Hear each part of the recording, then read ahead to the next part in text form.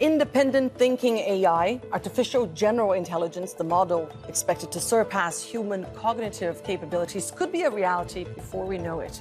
The most intelligent people in the AI space believe that this could happen in the next 100 years. Some believe it will happen in the next 10. And while everyone agrees it will change our world forever, questions remain whether it will be for the better. I'm Anelise Borges, and this is The Stream.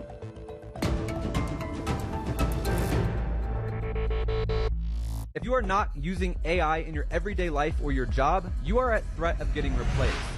Look at how AI is going to translate this video into different languages while making my voice sound the same and making sure my lips are moving in the right way. This site I just discovered is like an AI advisor. Like, you give it a task and it'll tell you what tool is best to use for that task. These videos are getting up to 50 million views, and I'm going to show you how to make them using AI, and it's completely free. I found this one AI tool that I think you need to know about. Create hilarious video content using AI.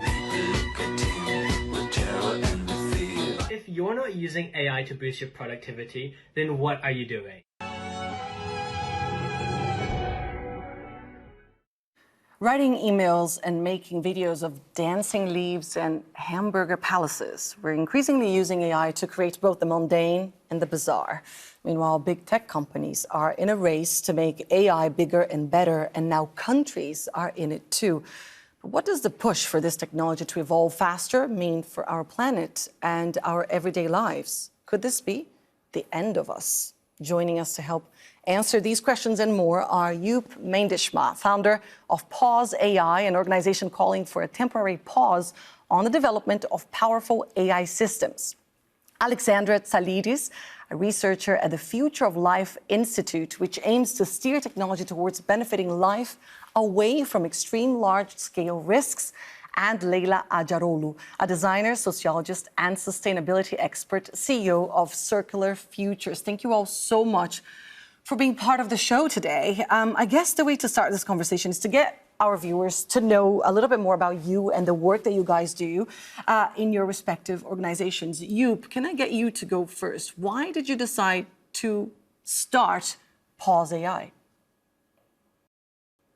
Well, I'm mostly a software developer. I have a software company, but I've been following along these AI developments for a long time.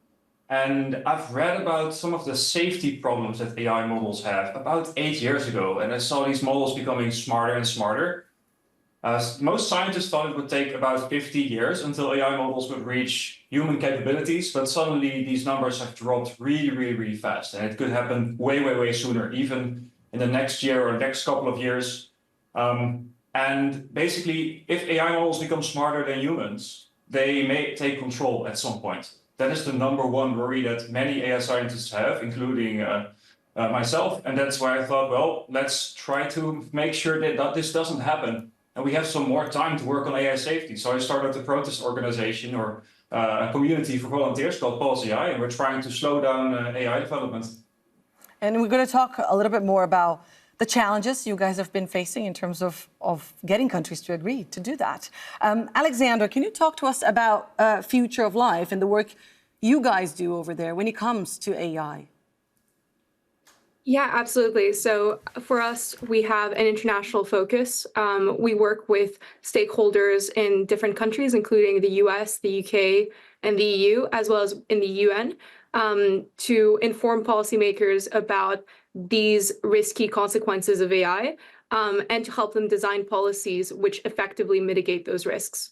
Lovely. And Leyla, you are a sustainability expert. Can you share how you guys have been monitoring environmental impact of AI in your organization? Well, everything we do as humans has an impact on the environment, and a lot of it is often hidden to us.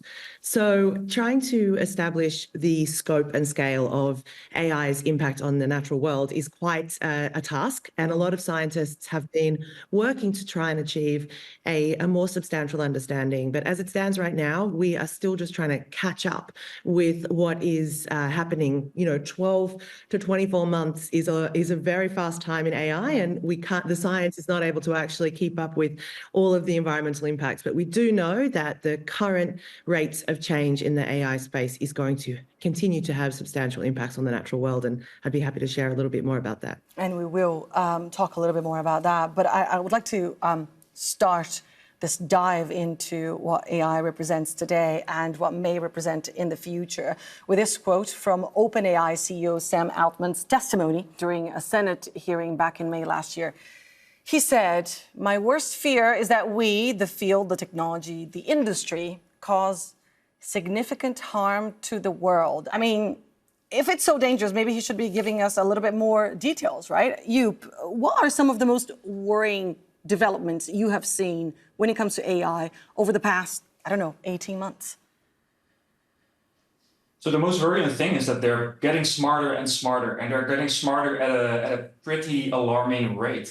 So we already see AI models that beat the average human in IQ scores. I'm a software engineer, and I'm constantly surprised to see how fast these developments are going. I'm now using it basically all the time where I'm trying to write software. And these things are, in many regards, better programmers than I am. That's kind of worrying to me, because at some point, because AI models themselves are trained using computer code as well, these AI models will be able to improve themselves. Mm-hmm. And if that moment happens, we'll, in a very short amount of time, be able to reach way more intelligent machines. And we've frankly never encountered something that's smarter than humans before. And there's many reasons to believe that this could be one of the most dangerous things humanity will ever encounter. So I feel like we should do everything in our power to prevent this from happening as soon as possible. So already my heart is racing here because again, as you said, there's no precedent for this. We've never encountered this before. Alexandra, what I don't understand is that AI can already do a bunch of stuff, like help you read your blood tests results and make fake videos of people where people say things they've never actually said. We don't really need more technology than this. Is that right? Or is this still, beneficial to the world to actually improve these systems and keep pushing for faster AI? Yeah, so I think there's different kinds of AI systems, and we should distinguish between them. Please, so firstly, we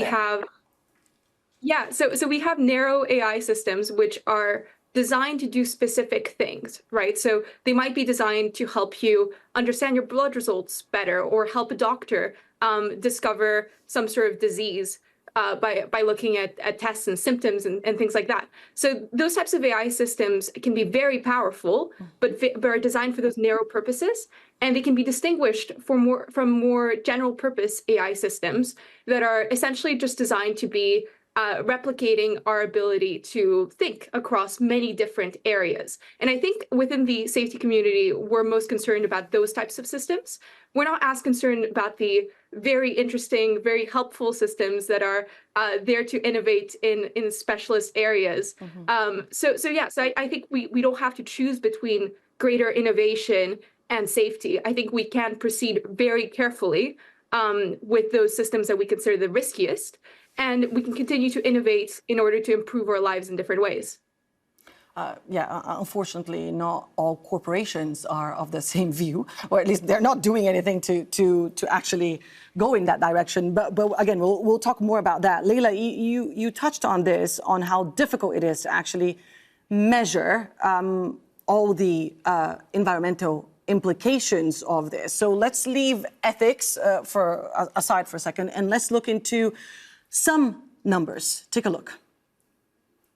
AI is sucking up so much electricity that the demand is outstripping the available power supply in many parts of the world. One query to Google AI is roughly equal to talking on the phone for an hour. It also consumes about 10 times more energy than a traditional Google search. AI's environmental impact is worse than that of crypto. A single AI semiconductor chip that powers generative AI tools, specifically the H100 chip made by NVIDIA, consumes nearly 8 times the power used by a typical 60-inch flat-screen TV. Even Microsoft admitted that its hunger for AI is affecting the company's goal to become carbon negative by 2030. Data centers built to run AI systems consume even more power. Bloomberg estimated that there are over 7,000 data centers built or in various stages of development globally. If these data centers ran constantly, they would collectively consume 508 terawatt hours of electricity per year, and that is greater than the total annual electricity consumption for Italy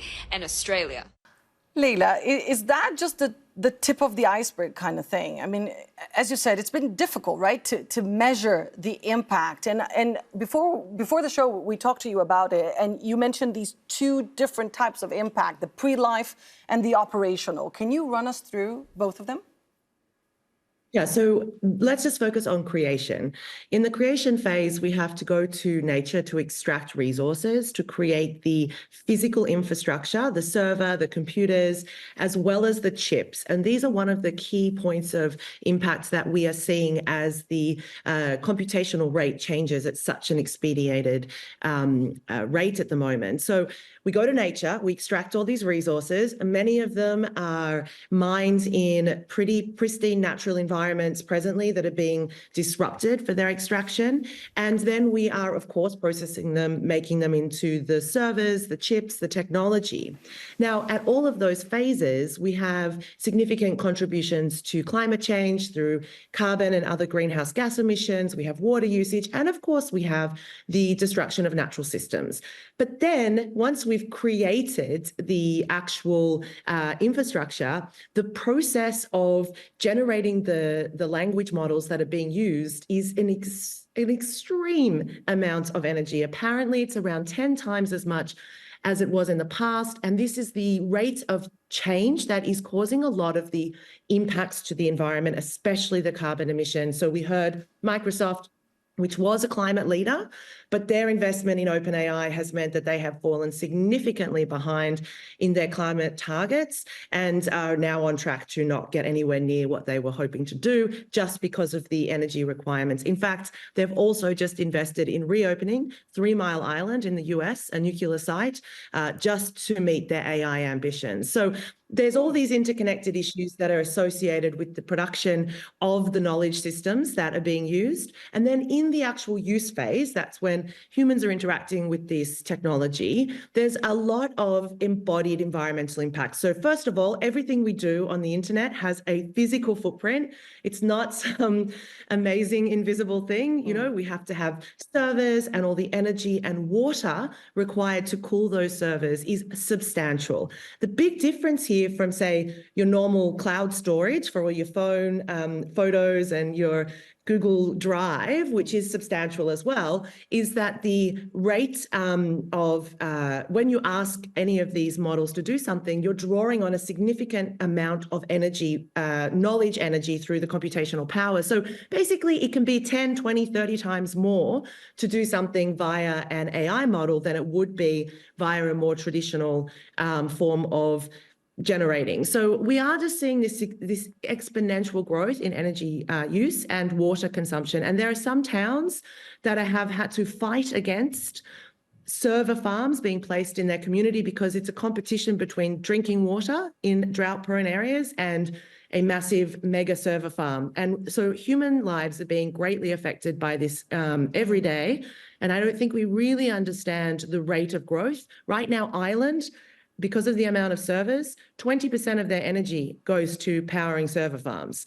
And the current prediction is that we're going to get to around 4% of global energy use, which might seem insignificant, but if you think about it, air travel is around 4%. So when we talk about the actions we need to do to reduce our personal ecological impact, it's probably going to be abstaining from ChatGPT.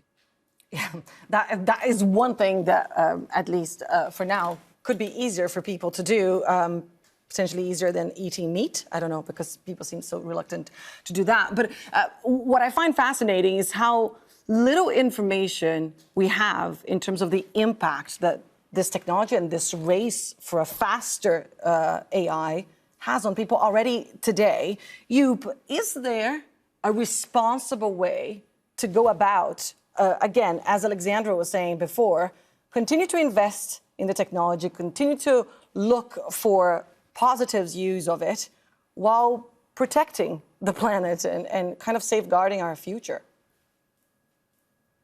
So I'm not against AI in general. I think that there's a lot of applications that AI is actually very beneficial. And I think many of these narrow models that were mentioned earlier are very useful and should be developed further. The one thing that I feel like shouldn't happen is trying to develop something that can outsmart humanity. And that's a very clear goal of most AI companies right now. And how they're doing this is just by building larger and larger digital brains. So you're just taking a digital neural network and feeding it with more and more data and trying to scale this up as fast as they can. So indeed, Microsoft buying a nuclear power plant and combining that with hundreds of thousands of extremely expensive graphical processing units, trying to build a huge digital brain. I feel like that is the one thing they shouldn't do. And this is the one thing that at this point takes up most of their resources. But don't they fear that themselves? I mean, are these corporations just thinking that they can outlive the technology, that they're going to be the smart ones and they're actually going to still control it? I mean, I don't know, these guys must be afraid of ending their lives or their children's lives as well, no? Yeah, they're actually all quite terrified of this. You can see a lot of quotes from people like Sam Altman, Dario Amodei. Like most of these AI company CEOs have known about the existential risk from AI for many years, which is part of why they started these companies in the first place. They are so scared of this technology that they want themselves to be, the first to build it because they trust themselves more than they trust anyone else. These people, they really believe that they alone can achieve this safe AI future. That's just so it's not... absolute madness that we're allowing them to do this. Yeah, that's so not intelligent, isn't it? Alexandra, you cited an interesting example when we spoke before the show in terms of working together, countries working together to try and establish some sort of coherent way of exploring this technology and going about research, etc. The EU has passed that EU AI Act. Can you talk to us a little bit about that, but also about how much trust is needed between countries to actually come together and try to work together on this? I mean, trust is in short supply these days. Yeah, absolutely. I think when it comes to AI safety, we all have this collective interest in ensuring there is further research and testing and evaluations and what we would call red teaming. So trying to make the models do the worst thing possible that they can do at a certain capability so that we can ensure that they're no longer able to do that if they're released to the public. So I think it's a collective goal that many different countries should have. The EU has taken this, first mover approach with the AI Act, and that's a fantastic achievement. I'm very glad that that was able to pass recently. In the UK, we also have this effort through the AI Safety Institute, which conducts a lot of this research, and that's hugely valuable because it's the type of research that companies are not able to do themselves. In the US, we also have an AI Safety Institute, which is able to do some of this testing too. So if we could have this coordinated effort across countries, I think we would feel a little bit safer. Yeah, a little bit, at least. Again, we're talking about so much development and the speed is quite dazzling. And we are not talking about a subject that is widely discussed these days. If we look in the past 18 months, right, we saw huge changes. Leyla, I want to talk about the future and try to kind of close the conversation looking at this future. If you consider the past 18 months, where do you think AI will head to next? And how do we go about demanding, I don't know, more transparency, for example? That's the least these corporations and the governments should be doing to us.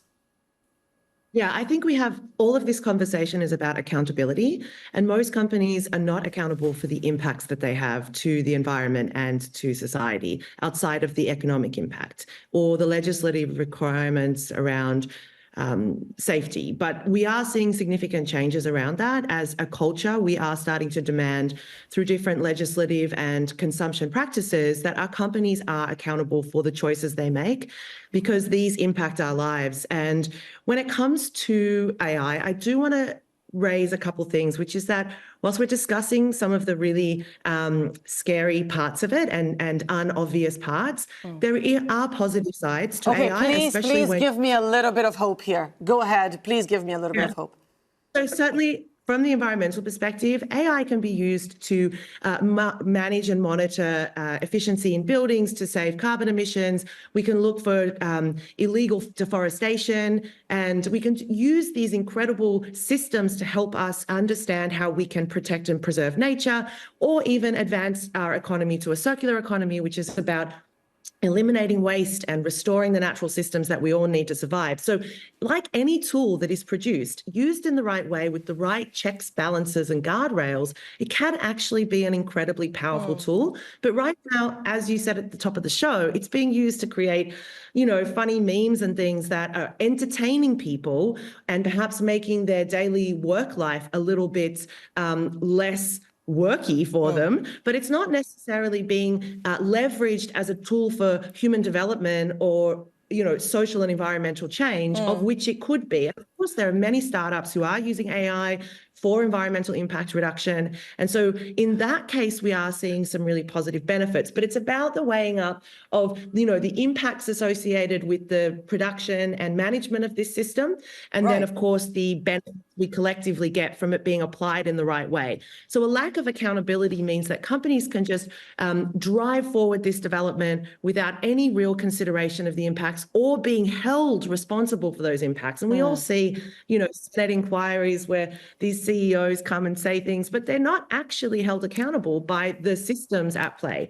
Right. But they don't seem to be doing anything to actually protect us in this race. Joep, is it a thing where we're going to actually destroy the planet to create technology to protect it? I don't know. I have a hard time getting my head around this. Yeah, I agree. I think we're living in a weird timeline. We're living in a weird universe almost. I've got a feeling that I'm stuck in the movie Don't Look Up, where there's a bunch of people warning about global extinction and it's just not being talked about. So thank you so much for actually talking about this on the news channel. But yeah, I'm also somewhat optimistic and hopeful for the future. I don't think we're doomed at all, because these AI models, they're created by, they don't happen out of nothing. They take a lot of energy, they take a lot of work, they take a lot of money, they take a lot of effort. And all these chips that are used are all created by maybe 2 companies in the whole world. And building these chips requires very, very specialized hardware. So I'm quite optimistic that if we want to govern this, we only have to look at where these chips are coming from. And if you look at that AI chip supply chain, it's a very fragile, very interdependent, very complex thing. So if we try to PauseAI, I think it's very much feasible. All it requires is our politicians to wake up and understand what extremely dangerous situation we are in. Yeah, but again, when it comes to politicians, and Alexandra, you're going to get the final word here. Donald Trump is back. He hasn't said much about AI, but his close ally Elon Musk is the leading advocate for AI systems. Where do you see this going in the US? I mean, will Donald Trump agree to slow things down and potentially come up and be part of a global agreement to look at this in a responsible way? So again, I think it's about collective goals here. And when we have the types of risks that we're talking about with AI, for example, there was a company which was using a toxicology model. It's called Megacin. And they were able to easily reverse that model to, instead of identifying potential risks from certain chemicals, to design chemicals that are as toxic as possible. So that model was able to come up with 40,000 different bioweapons, potential neurotoxins, right? One of which is a known bioweapon. Oh my God, and you guys are hopeful? Sorry, go ahead. Yeah, so when we're faced with these types of risks, I don't think anyone from Donald Trump to, any researchers working within these companies, nobody benefits from this type of technology, except for potentially adversarial actors. And that's where it really matters, in whose hands technology falls. So as was mentioned before, there's certain things we can do with chips. Now we have technology to track where chips are, to control chips, and we can use this type of technology, invest further in research in order to be able to control in whose hands these powerful models are falling, and how they're being utilized. But that in itself is a race as well. Oh my God, yeah, I don't know that I'm optimistic at the end of this show, but I do thank Alexandra, Joep, and Leyla for your time. Thank you so much for sharing your expertise and being part of the stream today. And thank you all for tuning in. We have a few more episodes on AI coming up, so keep an eye out for them online using the hashtag or the handle AJStream. Take care, and I'll see you soon.